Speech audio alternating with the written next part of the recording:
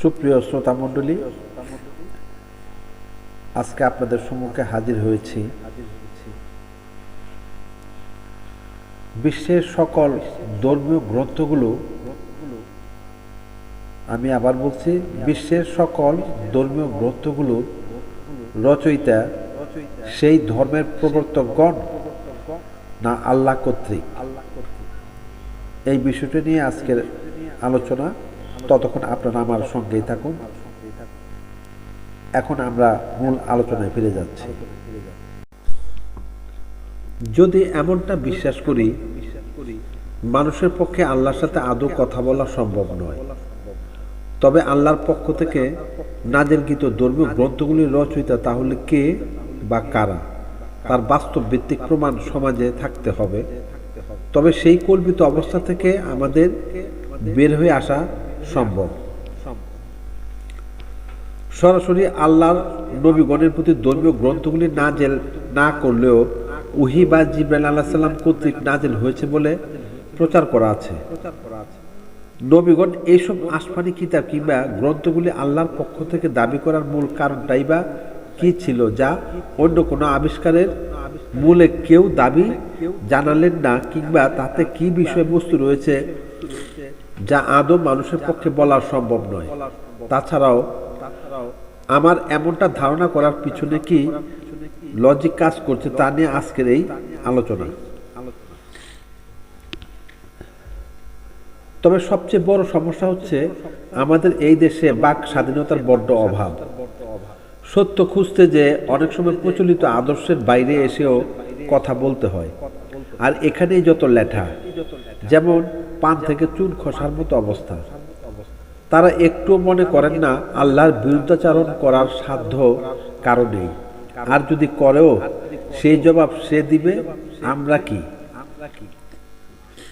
যেমন একটি ইনজেকশনে মাসুম সন্তানের রোগ সারবে বটে, কিন্তু মাসুম সন্তানটি এমন নাসুর বান্দা, সে একটু ব্যথার কারণে শরীরে সেই ইনজেকশন নিতে নারাজ।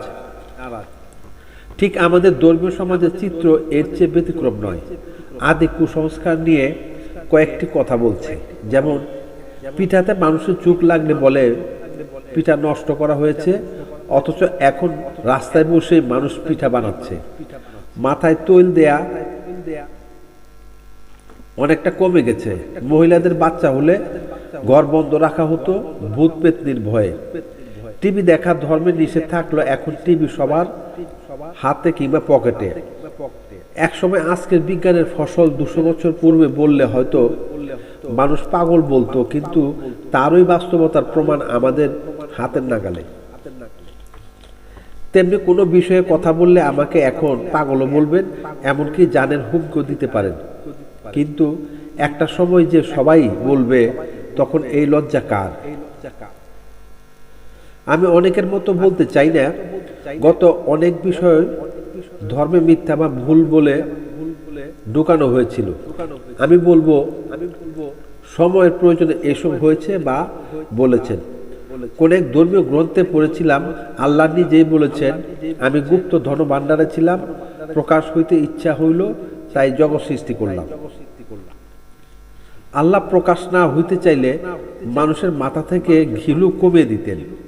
এই অল্প কিছুদিন পরে মানুষ নিশ্চিত জানতে পারবে চাঁদে কোথাও ফাটল হয়েছিল কিনা, যা হাদিসে নাকি প্রকাশ আছে। রাসূলের আঙ্গুলের ইশারায় চাঁদকে দ্বিখণ্ডিত করা হয়েছিল। যাই হোক, আমি কোরআন আল্লাহর নয়, ইহার নবী মুহাম্মদ সাল্লাল্লাহু আলাইহি ওয়াসাল্লাম হেরা গুহার সাধনার ফসল। আমি তার পক্ষে বিপক্ষে লজিক দাঁড় করাবার চেষ্টা করেছি।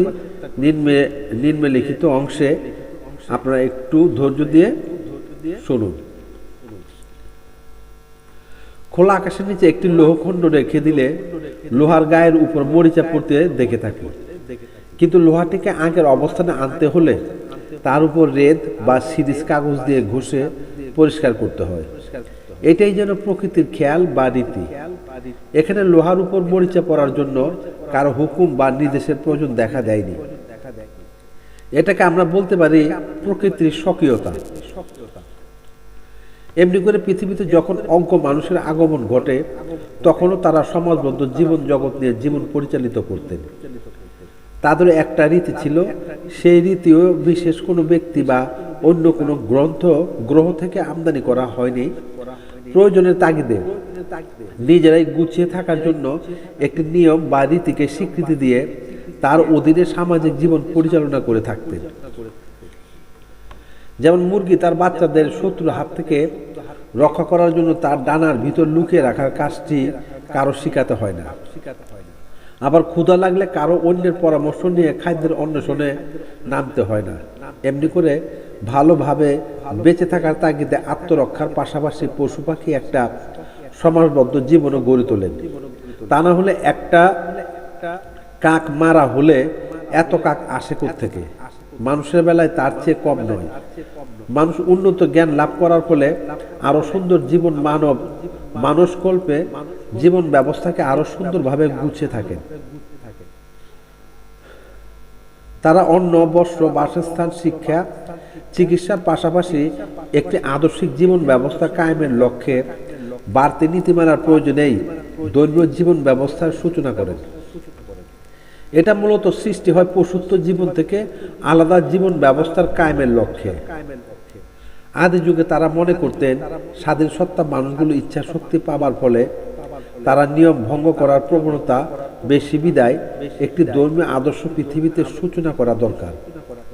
তখন তাদের মধ্যে যিনি জ্ঞানী, বুদ্ধিমান, সৎ ও সাহসী তিনি নেতৃত্ব দিবেন, যিনাকে আমরা ধর্মগুরু হিসাবে সম্বোধন করব এবং তার আদেশ আমরা মেনে চলব। এই রীতিটি চালু ছিল হাজার হাজার বছর বলেই 1 লক্ষ মতান্তর 2 লক্ষ নবীর আগমনের কথা লোকমুখে শুনতে পাই। এমনি ভাবে জ্ঞানের প্রকাশ বিকাশ ঘটার মধ্য দিয়ে ধর্মীয় পূর্ব রীতি সংস্কার হয়ে আজকে আমাদের বর্তমান ইসলামিক জীবন ব্যবস্থা।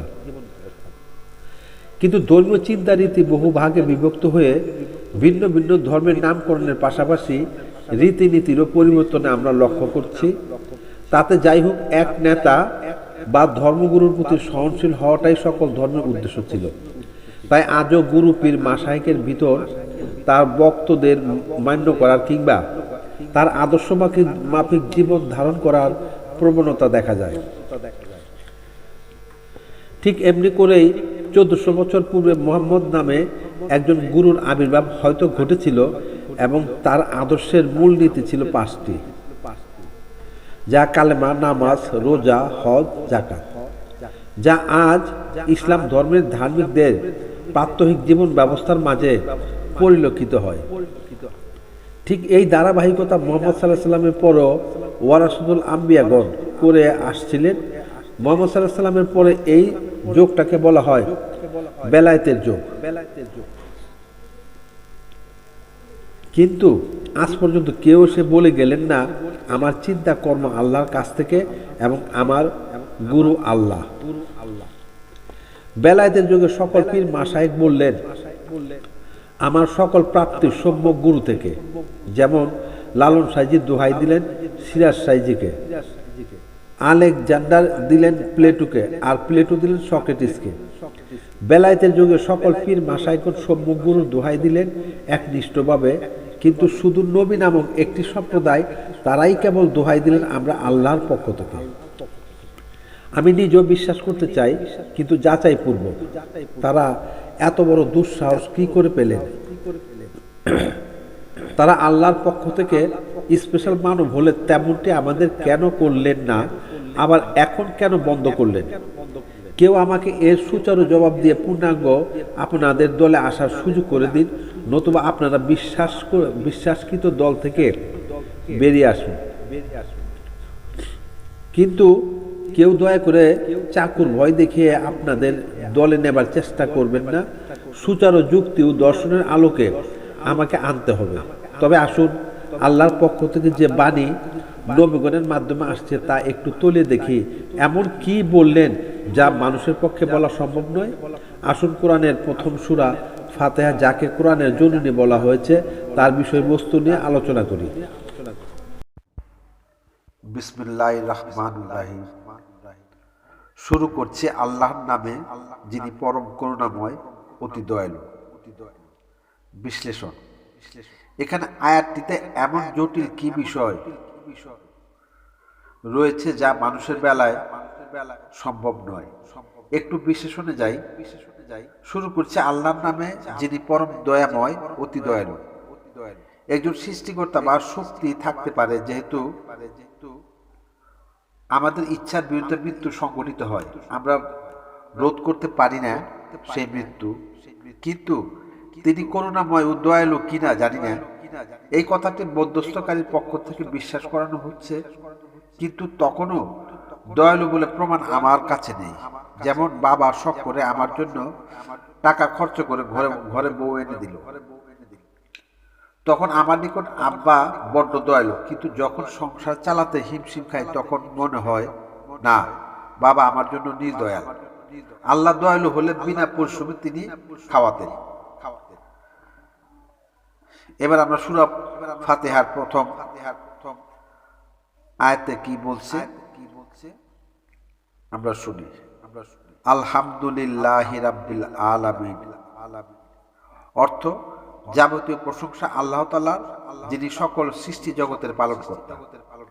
বিশ্লেষণ: এই পালনকর্তা যিনি, তিনি আমার সম্মুখ বা বর্তমানে নেই, তাই তিনি আমার প্রশংসা শুনছেন কিনা আমি নিজেও জানি না।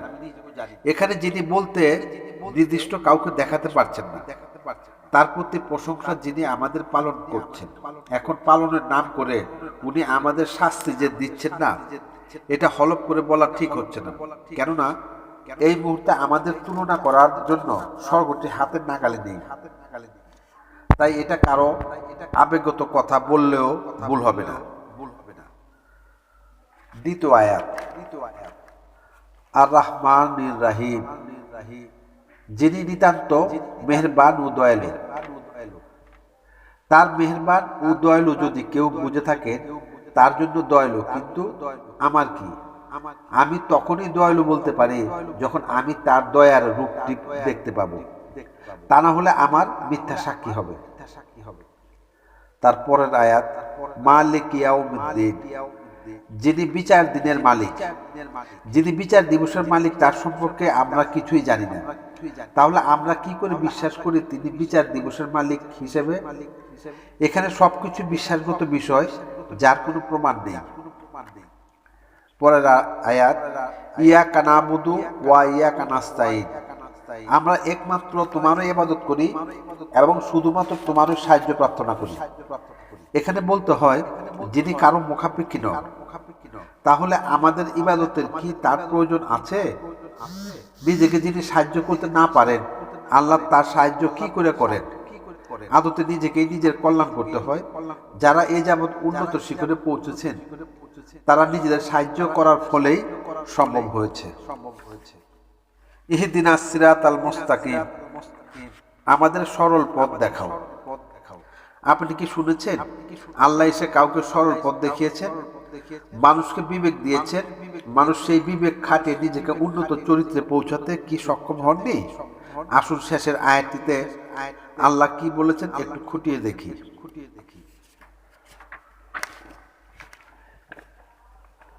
সিরাতাল লাযিনা আনআমতা আলাইহিম গায়রিল মাগদুবি আলাইহিম ওয়ালাদ্দিন, সে সমস্ত লোকের পথ যাদেরকে তুমি নিয়ামত দান করেছো, তাদের পথ নয় যাদের প্রতি তোমার গজব নাজিল হয়েছে এবং যারা পথভ্রষ্ট হয়েছে। আল্লাহ এমনি এমনি কাউকে নিয়ামত দেননি আর দিবেনও না। মানুষ তার নিজেকেই করে নিতে হয়, আর গজব মানুষ তার কর্মদোষে পেয়ে থাকেন। আল্লাহ কাউকে নিয়ামত কিংবা গজব দিলে সেখানে পার্সিয়ালিটি করা হবে, কেননা আল্লাহ সকল দোষের ঊর্ধ্বে। যাই হোক, ইহা একটি আল কোরআনের প্রার্থনামূলক সূরা। দাতা কখনো শিখে দেয় না তোমরা আমার নিকট এভাবে চাও, আর দাতা দেখা বা সম্মুখ না হলে গ্রহিতা কিভাবে লেনাদানা হয়।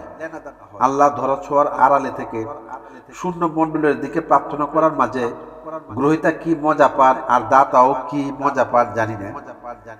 যে স্রষ্টাকে মানুষ এত বড় করে জানেন বা মানতে চান, তার দ্বারা অবৈজ্ঞানিক কথা তিনি বলতে পারেন, এটা মানুষ কি করে বিশ্বাস করেন জানি না। উল্লেখিত বাণীগুলোর মধ্যে স্রষ্টার শ্রেষ্ঠত্বের কি কথা নিহিত রয়েছে যা মানুষের বেলায় বলা সম্ভব নয়। আমি এখানে এসেও বলতে চাই, ইহা স্রষ্টাগত বাণী নয়, মানুষের সৃষ্টি করা বাণী, তাও অবৈজ্ঞানিক কথার সমারোহ, যার দ্বারা মানুষ আপন চেতনা সৃষ্টি হবার পরিপন্থী। আবার খেয়াল করুন আইনের বইগুলোর দিকে, লাখ লাখ ঘটনার সমাধান ও সাক্ষ্য রয়েছে এই বইগুলোতে। এত বিশাল পাণ্ডুলিপি তা কিন্তু মানুষের রচিত। তার বাহ্যিক রূপ কিন্তু ধর্মগ্রন্থ আল কোরআন সদৃশ ওজনও কিন্তু কম নয়। তাই আমি বলতে চাই, পৃথিবীতে যাই কিছু সৃষ্টি হয়েছে তার সৃষ্টির প্রয়োজন হচ্ছে এবং হবে। প্রতিটা সৃষ্টির ভিতর যার যার আলাদা একটা মন বা বৈশিষ্ট্য থাকে। সৃষ্টি তার নিয়মে এগিয়ে চলে। বলতে পারেন তাহলে আল্লাহর কাজটা কি? বলবো সবাই আল্লাহর কাজ। কেননা স্বীকার করে এসেছেন আল্লাহ ছাড়া অন্য কোনো মাবুদ না থাকলে কি প্রমাণিত হয় না যে সবটাই তিনি। তাই প্রতিটা সৃষ্টির মনগুলোই হচ্ছে তিনি। তিনি সৃষ্টির অন্তরালে বসে তার খেয়ালে তিনি লীলা করছেন। আপনি আমি শাস্তি অনুভব করছি আমিত্ব থাকার ফলে। তার থেকে যখন আমি দাবি করে ফেলি তখনই বিপত্তি। এটা শুধু মুখে স্বীকার করার বিষয় নয়, আপনার কর্মগত, মজ্জাগত, রক্তগত আমিত্বকে পরিহার করলেই কেবল নির্বাণে যাওয়া যায়। আরো দেখুন, ইসলামের 5টি স্তম্ভ সূচনা করার হেতু কি ছিল তা নিয়ে একটু ব্যাখ্যা করি। কালেমা। কালেমাটি হচ্ছে ইসলাম নামক একটি আদর্শে ভর্তি হওয়ার চুক্তিপত্র। এখানে একাত্মবাদের কথা খুব গুরুত্বের সাথে বলা আছে, যেমন লা ইলাহা ইল্লাল্লাহু মুহাম্মাদুর রাসূলুল্লাহ, অর্থাৎ প্রথমত স্বীকার করতে হবে আল্লাহ ছাড়া অন্য কোনো মাবুদ নাই এবং হযরত মুহাম্মদ সাল্লাল্লাহু আলাইহি ওয়াসাল্লাম আল্লাহর প্রেরিত রাসূল। এখানে আল্লাহর প্রেরিত রাসূল বলে আপনাকে মানতেই হবে যদি আপনি ইসলাম ধর্মে দীক্ষিত হতে চান। যেমন এই দেশের নাগরিক হতে গেলে আপনাকে দেশের সংবিধানে কায়মন বাক্যে স্বীকার করতেই হচ্ছে। নামাজ হচ্ছে প্রথমত কালেমাকে মেনে নিলে পরে 5 ওয়াক্ত নামাজ আপনাকে কায়েম করতে হবে, এটাই শর্ত। এই শর্তের সাথে প্রথমত শর্তের পরিপূরক। তাছাড়াও নামাজের মাধ্যমে ধনী গরিবের মাঝে বৈষম্য দূর করা এবং দৈনিক 5 বার একত্র হবার ফলে নিজেদের সমস্যা থাকলে কুশল বিনিময় করার সুযোগ থাকে, এমনকি শরীরও পরিষ্কার পরিচ্ছন্ন রাখা যায়। রোজা হচ্ছে সিয়াম কিংবা কিচ্ছ সাধনা, অর্থাৎ একটি মাস ইসলামের দীক্ষিত মোমেন্ট বা মেম্বারগণ শুভে সাদিক থেকে সূর্য অস্তকালীন সময় পর্যন্ত সকল পানাহার থেকে বিরত থাকতে হবে। এটাও একটি শর্ত। এতে ধনী গরিবের কষ্ট বুঝতে পারা সহ অসংযত মনকে বসে আনার প্রক্রিয়া। এছাড়াও দেশের খাদ্যের ঘাটতি থাকলে একটা মাসের কিচ্ছু সাধনার ফলে অনেকটা পূরণ করার সুযোগ থাকে। হজ।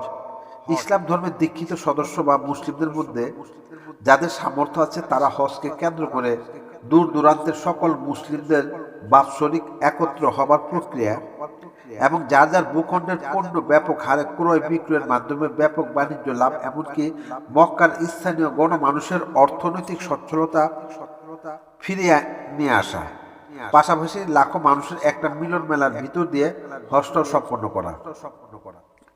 জাকাত।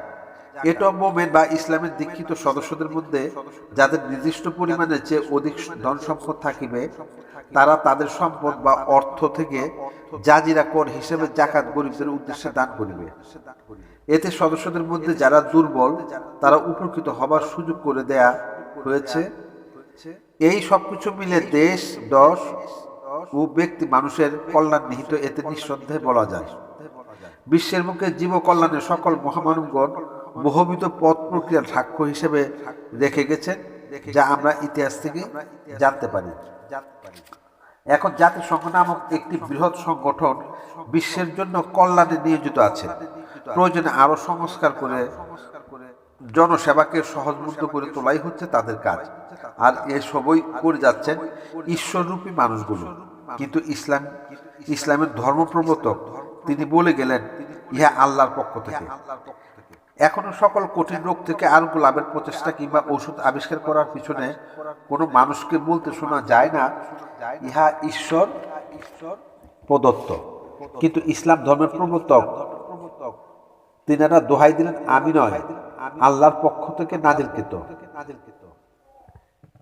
এই সেবার আয়োজন মানুষের মাঝে গুরুত্ব বাড়াবার তাগিদে না নিজের শ্রেষ্ঠত্ব বাড়াবার জন্য আল্লাহর দোহাই দিলেন, তা আজ আধুনিক সমাজ ব্যবস্থার নিকট প্রশ্নবিদ্ধ।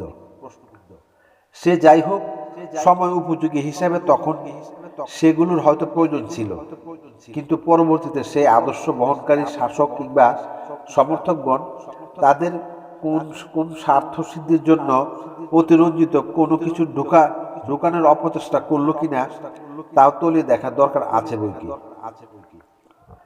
বিশ্বের সকল সৃষ্টিশীল মানুষগুলো তাদের অবদানের পিছনে একজনকেও পাবেন না যিনারা বলে গেছেন আমি আল্লাহর পক্ষ থেকে অমুকটা পেয়েছি বা তিনি দিয়েছেন। সব ক্ষেত্রে বলতে শুনেছি সবটাই আমার পরিশ্রমের ফল। এমনি করে আমার পরে আরো কেউ এসে আমার চেয়েও ভালো অবদান দেখে যাবেন নিঃসন্দেহে। কিন্তু নবীগণ তারাই শুধু তাদের সৃষ্টিশীল গ্রন্থপত্রগুলোর ক্ষেত্রে বলে গেলেন ধর্মগ্রন্থগুলো আমাদের সাধনার ফসল নয়, ইহা আল্লাহ বা ঈশ্বর প্রদত্ত। আমি মনে করি একজন গুণী মানুষ এমনি কথা বলার জন্য যথেষ্ট। আর নবী মুহাম্মদ সাল্লাল্লাহু আলাইহি ওয়াসাল্লাম সকল গুণীদের মধ্যে শ্রেষ্ঠ বলে দাবি করে তার পক্ষে আরো সহজ। নবীগণ কেন নিজের দোহাই না দিয়ে আল্লাহর দোহাই দিয়ে গেলেন তার ব্যাখ্যা দিই। আমার যা মনে হচ্ছে আল্লাহর দোহাই দেওয়ার মাঝে গ্রহণযোগ্যতা বাড়ানোর তাগিদে সেই যুগের পণ্ডিত মশাইগণ এরকম কৌশল প্রয়োগ করেছেন, নতুবা তাদের গুরুদেরকেই তারা আল্লাহ নামে সম্বোধন করতেন, যা আজ বিশ্বব্যাপী স্বয়ং স্রষ্টাকে আজকের মানুষ বিশ্বাসের মাঝে স্থান করে নিয়েছে। ধন্যবাদ সবাইকে।